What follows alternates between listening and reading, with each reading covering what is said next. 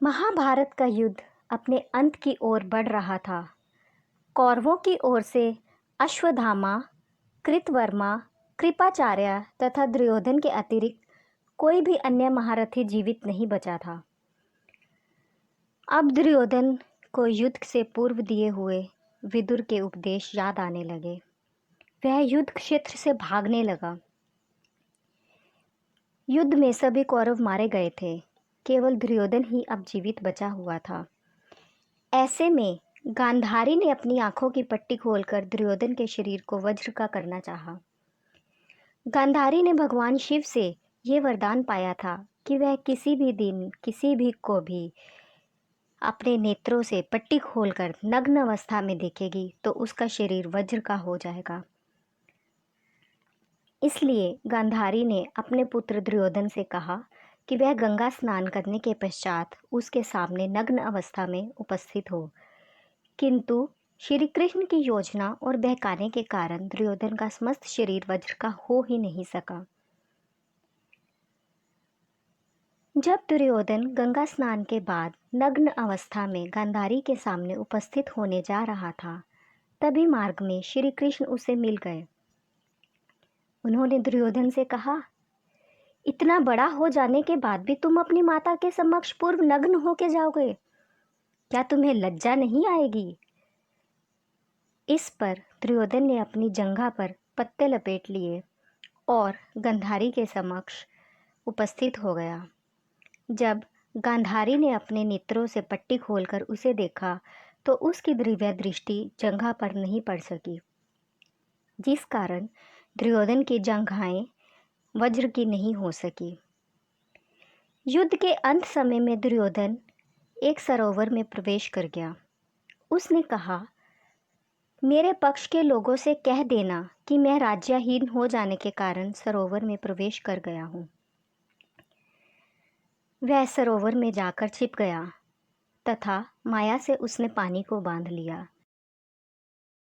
तभी कृपाचार्य, अश्वत्थामा तथा कृतवर्मा दुर्योधन को ढूंढते हुए उधर आ पहुँचे। संजय से समस्त समाचार सुनकर वह युद्ध क्षेत्र की ओर बढ़े। युद्ध क्षेत्र में जनशून्य पाकर वे तीनों सरोवर की ओर पहुँचे तथा दुर्योधन को पांडवों से युद्ध करने के लिए प्रेरित किया। उन्होंने कहा कि इस प्रकार जल में छुपना कायरता है। उसी समय कुछ व्यास मांस के भार से थके हुए पानी पीने के लिए वहां आ पहुँचे। संयोगवश दुर्योधन को ढूंढते हुए वहां पांडव भी आ गए। व्याधों ने कृपाचार्य, अश्वत्थामा, कृतवर्मा तथा दुर्योधन की बातचीत सुन ली थी। उन्होंने धन वैभव के लालच में पांडवों को दुर्योधन के सरोवर में छिपने होने का राज बता दिया। पांडव अपने सैनिकों के साथ सिंहनाद करते हुए उस सरोवर पर पहुंचे। अश्वत्थामा आदि ने समझा कि वह अपनी विजय की प्रसन्नता के आवेश में घूम रहे हैं, अतः वे दुर्योधन को छोड़कर एक दूर बरगद के पेड़ के नीचे जा बैठा तथा भविष्य के विषय में चर्चा करने लगा। बाहर से दुर्योधन दिखलाई नहीं पड़ता था, अतः वे लोग आश्वस्त थे। पांडवों ने वहां पहुंचकर देखा कि सरोवर के जल माया से स्तंभित है और उसके अंदर दुर्योधन भी पूर्ण रूप से सुरक्षित है। श्री कृष्ण ने युधिष्ठिर को भी माया का प्रयोग करने का परामर्श दिया। युधिष्ठिर आदि ने दुर्योधन को कायरता के लिए धिक्कारा तथा युद्ध के लिए ललकारा। दुर्योधन ने उत्तर दिया कि वह भयाक्रांत प्राण रक्षा के निमित्त वहां नहीं है, अपितु कुछ समय विश्राम करना चाहता है तथा उसके पास रथ इत्यादि की व्यवस्था भी नहीं है। अपने बंधु बांधवों के नाश के बाद वह मृग चर्म धारण करने के लिए उत्सुक है, अतः पांडव मृत्यु शून्य धरती पर राज्य करें। दुर्योधन के मुख से ये कथन सुनकर युधिष्ठिर ने उसे जमकर फटकार लगाई और कहा, तुम्हारी दी हुई धरती भोगने की इच्छा किसी को भी नहीं है। क्षत्रिय किसी का भी दान नहीं लेते। तुम योद्धा हो तो सामने आकर लड़ो। इस प्रकार छिपना कहाँ की वीरता है। दुर्योधन स्वभाव से काफ़ी क्रोधी था। उसने कहा कि वह एक एक पांडव से गदा युद्ध करने को तैयार है। युधिष्ठिर ने कहा, तुम किसी भी एक पांडव से युद्ध करो, यदि जीत जाओगे तो सारा राज्य तुम्हारा ले लेना। श्री कृष्ण इस बात पर रुष्ट हो गए। वह युधिष्ठिर से बोले, आप लोगों में से भीम के अलावा कोई भी दुर्योधन से गदा युद्ध करने के योग्य नहीं है। आपने दयावश फिर भयंकर भूल कर दी।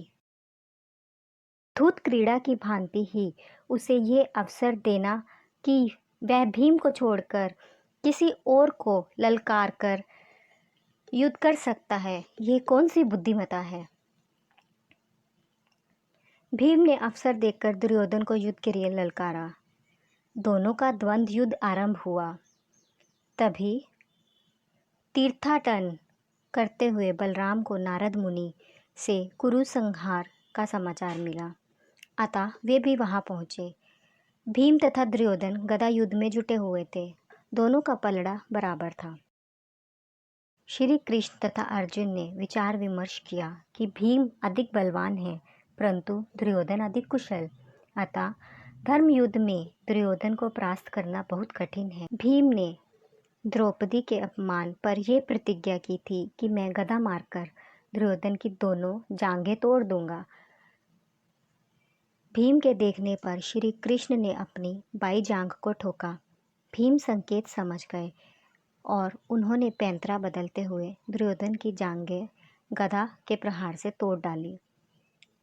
वह धाराशायी हो गया तो भीम ने उसकी गदा ले ली और बाएं पैर से उसका सिर कुचल दिया। साथ ही धूत क्रीड़ा तथा चीरहरण के लज्जाजनक प्रसंग की भी याद दुर्योधन को दिलाई। युधिष्ठिर ने दुर्योधन को पद प्रहार करने से रोका। उन्होंने भीम से कहा, मित्रहीन दुर्योधन अब दया का पात्र है, उपहास का नहीं, जिसके तर्पण के लिए भी कोई शेष नहीं बचा है। युधिष्ठिर ने दुर्योधन से क्षमा याचना की और दुखी होने लगे कि राज्य पाकर विधवा बहुओं भाभियों को कैसे देख सकेंगे। बलराम ने दुर्योधन को अनीति से पराजित देखा तो क्रोध से लाल पीले हो उठे और बोले, मेरे शिष्य को अन्याय से गिराना मेरा अपमान है। वे अपना हल उठाकर भीमसेन की ओर दौड़े, किंतु श्री कृष्ण ने उन्हें बीच बचाव में रोक लिया और कहा, किस प्रकार चीरहरण के समय भीम ने उसकी जांघाएं तोड़ने की शपथ ली थी, किस प्रकार समय समय पर कौरवों ने पांडवों को छला, किस प्रकार अभिमन्यु को अन्याय से मारा गया इत्यादि। ये तो प्रतिशोध मात्र है। बलराम संतुष्ट नहीं हुए तथा द्वारका की ओर चल दिए। श्री कृष्ण की बात सुनकर टांगे कटा हुआ दुर्योधन उचक कर धरती पर बैठ गया और बोला, तुम लोगों ने भीष्म, द्रोण, कर्ण, भूविश्रवा तथा मुझे अर्धम से मारा है। मैं अपनी मृत्यु से दुखी नहीं हूँ। मुझे क्षत्रिय धर्म के अनुसार ही मृत्यु प्राप्त हो रही है। मैं स्वर्ग भोग करूँगा और तुम लोग भग्र मनोरथ होकर शोचनीय जीवित बिताते रहोगे। भीम के पद प्रहार का भी मुझे कोई दुख नहीं, क्योंकि कुछ समय के बाद कौवे, गिद्ध इस शरीर का उपभोग करेंगे। पांडव दुर्योधन को भी उसी स्थिति में छोड़कर चले गए। दुर्योधन तड़पता रहा। तभी संयोग से संजय वहां पहुंचे। दुर्योधन ने उसके सम्मुख सब वृतांत कह सुनाया।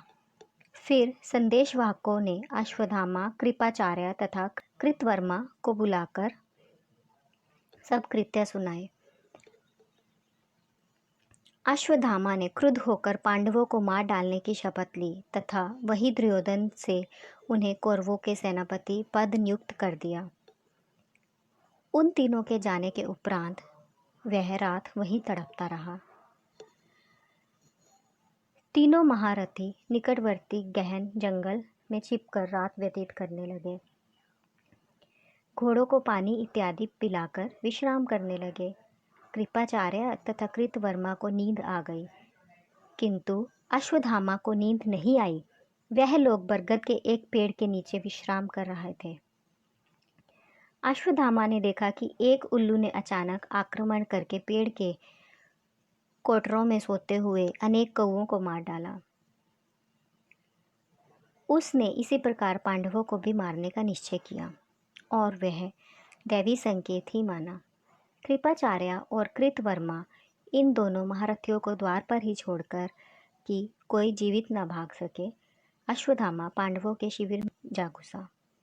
वहाँ धृष्टद्युम्न, उत्मोजा, युद्धमन्यु, शिखंडी, द्रौपदी के 5 पुत्रों और अन्य जो लोग भी शिविर में जीवित थे उन्हें कुचलकर, गला घोंटकर तथा तलवार से काटकर मार डाला। पो फटने पर शेष दोनों योद्धाओं को लेकर अश्वत्थामा दुर्योधन के पास पहुंचा। दुर्योधन ने रात्रि का मृत्युकांड सुनकर संतोषपूर्वक प्राण त्याग दिए। उम्मीद है आपको मेरी कथा पसंद आई होगी। पसंद आई हो तो लाइक एंड सब्सक्राइब करें। शुक्रिया। Please like and subscribe to the channel for more videos.